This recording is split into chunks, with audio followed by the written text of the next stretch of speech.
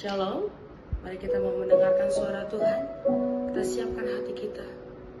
Kami bersyukur Tuhan Yesus untuk kasih setiamu, untuk rahmat-Mu yang tidak pernah berkesudahan dalam kehidupan kami. Terima kasih Tuhan. Sejauh timur dari barat, Engkau membuang dosaku. Tiada kau ingat lagi pelanggaranku. Jauh ke dalam tubir laut, jauh ke dalam tubir laut, kau melemparkan dosaku.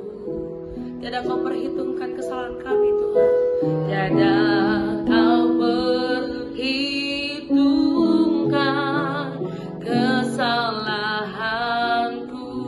Betapa besar, betapa besar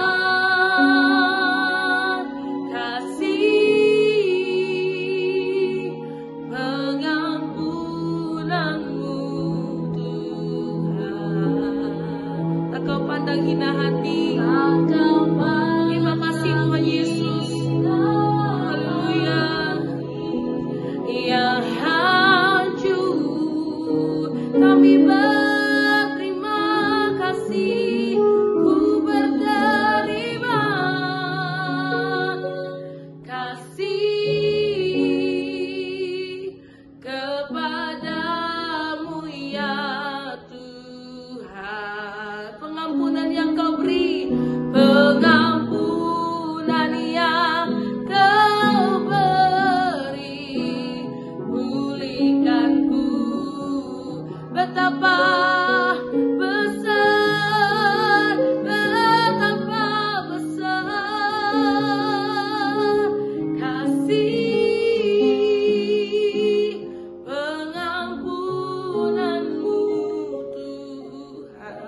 Tak kau pandang hina hati yang hancur Tuhan. Terima kasih ya Bapa. Kasih-Mu sungguh sempurna bagi kami ya Bapa. Oh, kami berterima kasih. Ku berterima kasih kepadamu ya Tuhan. Pengampunan yang kau berpengampunan, pengampunan yang kau pengampunan, pengampunan yang kau beri, pulihkanku. Terima kasih untuk segala pengampunan yang Tuhan berikan kepada kami. Kami bersyukur Tuhan. Kasih-Mu, karena kasih karunia-Mu secara cuma-cuma yang melimpah dalam kehidupan kami. Saat ini kami mendengarkan suara-Mu ya Tuhan. Berbicara atas setiap kami. Kami siap mendengar dan merenungkan dan melakukannya dalam kehidupan kami. Dalam nama Tuhan Yesus kami berdoa dan mengucap syukur. Haleluya. Amin. Shalom Bapak Ibu Saudara yang kasih Tuhan. Kita berjumpa lagi dalam perenungan intim dengan Allah.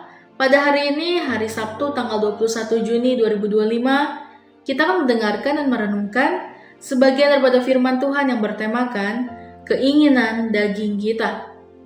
Pada perenungan hari ini yang berfokus di dalam 1 Petrus 2 ayat 1-12 dan pembacaan Alkitab kita dalam 1 tahun ini terdapat di dalam Ayub pasal 25 sampai pasal 29. Saya harap Bapak Ibu Saudara-saudari dapat membacanya terlebih dahulu. Saya akan bacakan dalam 1 Petrus 2 ayat 11 demikian firman Tuhan. Saudara-saudaraku yang kekasih, aku menasihati kamu supaya sebagai pendatang dan perantau kamu menjauhkan diri dari keinginan-keinginan daging yang berjuang melawan jiwa. Dalam surat 1 Petrus ditunjukkan kepada orang-orang percaya yang tersebar di berbagai wilayah yang hidup sebagai pendatang dan perantau, baik secara geografis maupun rohani. Dalam pasal 2, Petrus mengingatkan mereka akan identitas mereka sebagai umat pilihan, imamat rajani, dan menyerukan agar mereka hidup suci dan menjauhkan diri dari keinginan daging. Fokus pasal ini adalah pada pertumbuhan rohani yang membangun hidup berdasarkan Kristus sebagai batu penjuru dan menunjukkan kesaksian hidup kepada dunia. Dalam ayat yang ke-11, keinginan daging digambarkan sebagai musuh yang berperang melawan jiwa. Salah satu bentuk nyata dari keinginan daging adalah kecemasan. Kecemasan muncul ketika hati kita terikat pada sesuatu yang kita anggap sangat penting, bahkan lebih penting daripada Tuhan. Kita menjadi cemas jika merasa akan kehilangan hal itu, entah itu keamanan finansial, penerimaan orang lain, atau kesehatan. Kecemasan memberitahu kita di mana letak kepercayaan kita sebenarnya. Alkitab mengingatkan bahwa keinginan seperti ini harus ditaklukkan. Kita tidak diminta untuk menyangkal masalah, tetapi untuk menyerahkannya kepada Tuhan. Pertanyaan umum ini sangat penting dan menyentuh dua sisi yang saling melengkapi. Pendekatan psikologis atau ahli kejiwaan dan pendekatan rohani, yaitu yang mendasarkan firman Tuhan. Berikut ini penjelasannya secara jelas dan seimbang. Yang pertama, cara mengalahkan kecemasan menurut ahli kejiwaan, yaitu psikologi klinis. Para ahli jiwa dan psikolog memandang kecemasan sebagai reaksi yang normal terhadap stres, tetapi dapat menjadi gangguan bila berlangsung lama atau mengganggu fungsi hidup. Beberapa cara yang mereka anjurkan: teknik kognitif atau perilaku, CBT, Cognitive Behavioral Therapy, membantu mengenali pola pikir yang tidak sehat. Misalnya, saya pasti gagal, semua akan kacau, dan menggantinya dengan pola pikir realistis dan sehat, mengganti pikiran negatif dengan logika yang seimbang dan membangun. Lalu yang kedua, mindfulness dan meditasi. Fokus pada saat ini, yaitu present moment, agar tidak dikuasai oleh kekhawatiran masa depan. Latihan pernapasan, relaksasi tubuh, dan pengamatan pikiran membantu menenangkan sistem saraf. Lalu yang ketiga, manajemen waktu dan prioritas. Kecemasan sering muncul karena terlalu banyak beban atau ketidakseimbangan hidup. Membuat jadwal realistis, menetapkan prioritas, dan istirahat yang cukup. Lalu yang terakhir, terapi dan dukungan sosial. Berbicara dengan konselor, psikolog, atau support group, membangun jaringan sosial yang mendukung. Lalu yang kedua, cara Allah mengalahkan kedagingan, khususnya kecemasan, berdasarkan firman Tuhan. Dalam terang Alkitab, kecemasan adalah buah dari keinginan daging, yakni ketergantungan pada hal-hal duniawi dan ketidakpercayaan kepada pemeliharaan Tuhan. Yang pertama, menggantikan ketakutan dengan iman. Dalam Filipi 4 ayat 6-7 mengatakan, "Janganlah hendaknya kamu khawatir tentang apapun juga, tetapi nyatakanlah dalam segala hal keinginanmu kepada Allah dalam doa dan permohonan dengan ucapan syukur." Tuhan menyuruh kita mengganti kekhawatiran dengan doa. Iman bertumbuh saat kita berserah penuh, bukan dengan mengontrol semua hal. Lalu yang kedua, hidup oleh roh, bukan oleh daging.